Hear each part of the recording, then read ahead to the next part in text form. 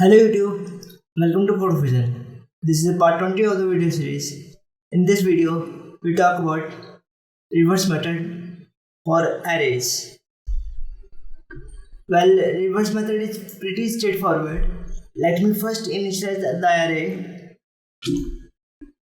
Let furniture list, chair, table, bed, stool.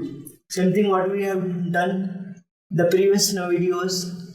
Furniture list dot reverse and parentheses. Well, reverse method is destructive in nature.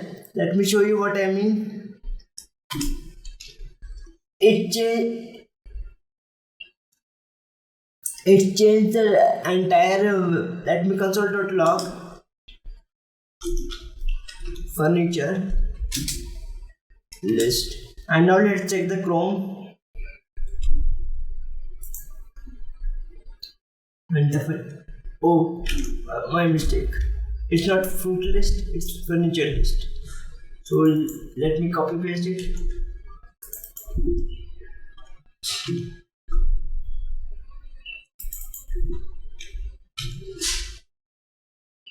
And now let's check the result. You can see the position is reversed now. Stool is in first position and chair is in last position.